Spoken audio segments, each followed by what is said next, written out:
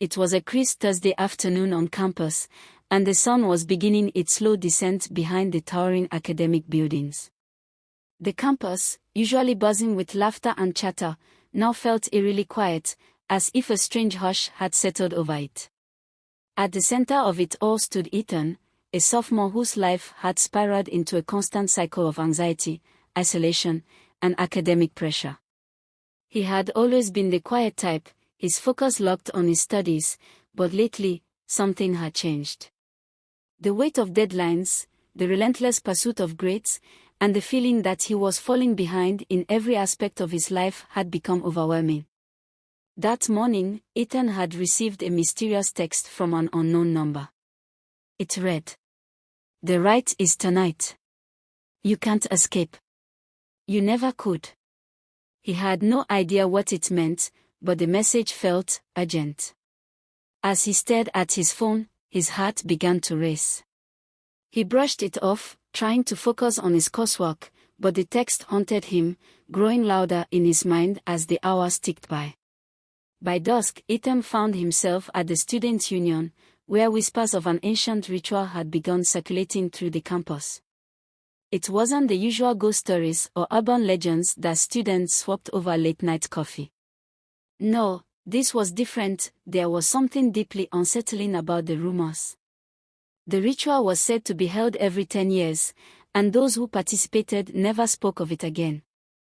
The only thing that remained were the faint scars left on the community, the sense that something had been taken, something irreplaceable. Ethan was drawn to a group gathered near the old, abandoned chapel on the edge of campus. They seemed different, older, like they had been waiting for him. A senior named Clara caught his eye. She was one of the ones who had been spreading the whispers about the ritual. "You came," she said softly, her voice thick with a strange mixture of excitement and fear. Ethan nodded, his mind a swirl of confusion. "What is this all about? What is the rite?" Clara smiled, but there was no warmth in it. "It's not just a tradition. It's a reckoning. You'll understand soon enough."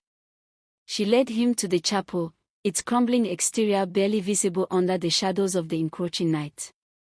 Inside, the air was thick with the scent of incense, and the flicker of candles cast long, eerie shadows across the stone walls. The students were gathering in a circle, their faces blank, as though they had already given up something precious. At the center of the room was an ancient tome, its pages yellowed with age, its language unreadable to anyone who hadn't been initiated. Clara handed Ethan a small vial filled with a dark liquid. "It's a choice," she said, her eyes now locked onto his. "The rite demands something from you. A sacrifice, a promise, something you give in exchange for something you'll never get back." Ethan felt a shiver crawl up his spine. "What do you mean? What happens if I refuse?" Her lips parted, but instead of speaking, she reached into the vial and splashed a few drops of the dark liquid onto the floor. The ground seemed to pulse beneath them, and the flickering candles dimmed. Suddenly, the air was thick with an electric charge. Ethan's heart hammered in his chest. "You don't have a choice anymore," Clara whispered. "The rite has already begun." Without warning, the ground beneath Ethan's feet began to shift, and he was overwhelmed by the sensation of falling. He tumbled into an abyss of memories, his childhood, his failures, his deepest regrets. The pressures of university life, the loneliness he had tried so hard to ignore, all of it spiraled around him like a storm. In the center of the whirlwind, there was one singular question that echoed over and over. "What will you give?" He gasped for breath, feeling his body weightless and trembling. Clara's voice pierced the chaos. "The rite asks for your soul's deepest burden. Let it go. You'll be free." But Ethan knew. There was no freedom in surrendering to this. This wasn't about relieving pain, it was about feeding it into something darker, something that would only return stronger. With every ounce of his strength, he fought back the pull of the abyss, holding on to his sense of self, his determination to not become a part of the ritual. Slowly, The storm around him faded, and he opened his eyes to find himself back in the chapel. But everything had changed. The students were gone, the candles snuffed out, and the air was thick with the scent of decay. The ritual had been interrupted, and the darkness wasn't finished with him yet. As Ethan stumbled out into the night, the text from earlier flashed in his mind again. The rite is tonight. You can't escape. You never could. And for the first time, he understood.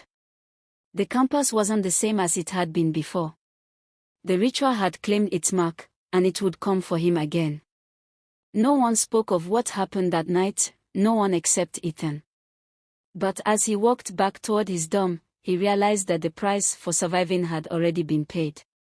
The weight of his struggles was still there, but it wasn't his own anymore.